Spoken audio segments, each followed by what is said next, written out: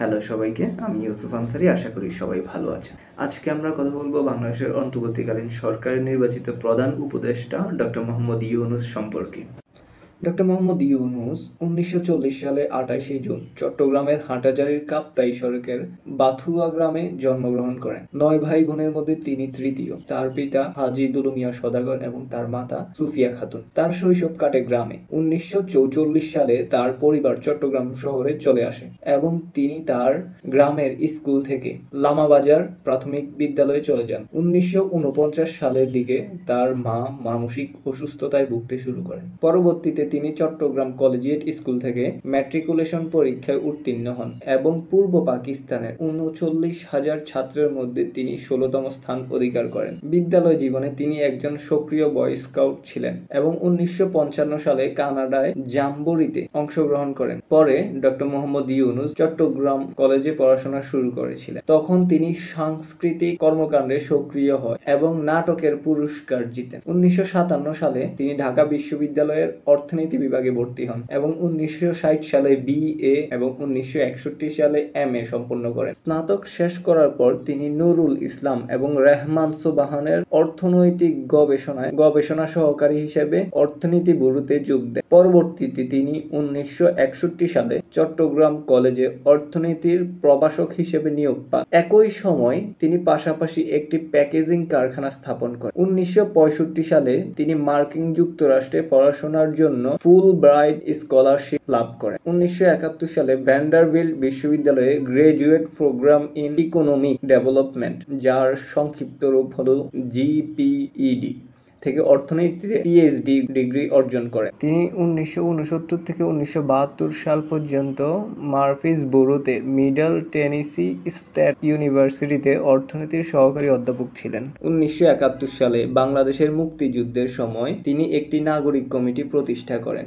এবং অন্যান্য দেশীদের সাথে যুক্তরাষ্ট্রে মুক্তিযুদ্ধের জন্য সমর্থন সংগ্রহ করতে বাংলাদেশ ইনফরমেশন সেন্টার পরিচালনা করেন। তিনি ন্যাশভিলের তার বাড়ি থেকে বাংলাদেশ নিউজলেটার ও প্রকাশ করতেন। যুদ্ধ শেষ হলে তিনি বাংলাদেশে ফিরে আসেন এবং নুরুল ইসলামের নেতৃত্বে সরকারের পরিকল্পনা কমিশনে নিযুক্ত হন। তবে কাজটি তার কাছে একঘেয়ে লাগায় তিনি সেখানে ইস্তফা দেন। চট্টগ্রাম বিশ্ববিদ্যালয়ে অর্থনীতি বিভাগে সহযোগী অধ্যাপক হিসেবে যোগ দেন এবং বিভাগের প্রধান হিসেবে দায়িত্ব পালন করেন। 1975 সালে তিনি অধ্যাপক পদে উন্নতি হন এবং 1989 সাল পর্যন্ত এ পদে কর্মরত ছিলেন। ডক্টর মোহাম্মদ ইউনূস দারিদ্রতার বিরুদ্ধে তার সংগ্রাম শুরু করেন 1974 সালে। বাংলাদেশে সংগঠিত দুর্ভিক্ষের সময় তিনি বুঝতে পারেন স্বল্প পরিমাণের ঋণ দরিদ্র মানুষের জীবনের মান উন্নয়নে অত্যন্ত কার্যকরী হতে পারে। এই সময়ে তিনি গবেষণার লক্ষ্যে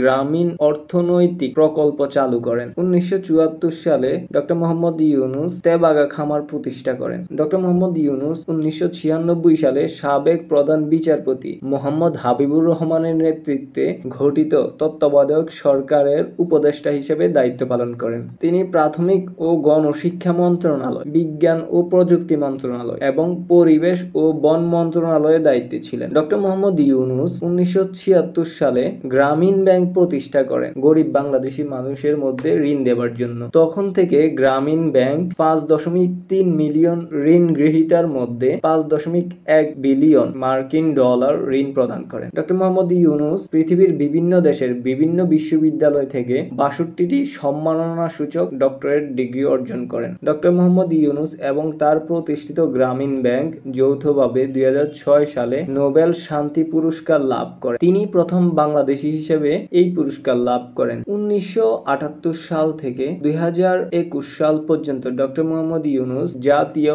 ও আন্তর্জাতিক সহ প্রায় 145টি পুরস্কার অর্জন করেছেন। 1984 সালে রামন ম্যাগসেস পুরস্কার লাভ করেন ফিলিপাইন থেকে। 1987 সালে স্বাধীনতা পুরস্কার লাভ করেন বাংলাদেশ থেকে। 1998 সালে গ্রামীণ ব্যাংকের প্রতিষ্ঠাতা হিসাবে ইন্দিরা গান্ধী শান্তি পুরস্কার লাভ করেন। 2004 সালে ফিলাডেলফিয়ার Wharton school of the university of Pennsylvania তাকে গত 25 বছরে 25 জন সবচেয়ে প্রভাবশালী ব্যবসায়িক ব্যক্তিদের মধ্যে একজন হিসেবে নির্বাচিত করেন। 2006 সালে তার অর্থনৈতিক কাজের জন্য নোবেল শান্তি পুরস্কার লাভ করেন। 2006 সালে টাইম ম্যাগাজিন তাকে শীর্ষ 12 জন ব্যবসায়িক নেতার মধ্যে স্থান দেয়। তাকে এশিয়ার 60 বছরের নায়কদের মধ্যে অন্তর্ভুক্ত করেন। 2008 সালে ডক্টর মোহাম্মদ ইউনূসকে যুক্তরাজ্যের প্রসপেক্ট ম্যাগাজিন এবং যুক্তরাষ্ট্রের ফরেন পলিসি কর্তৃক পরিচালিত একটি উন্মুক্ত অনলাইন জরিপে শীর্ষ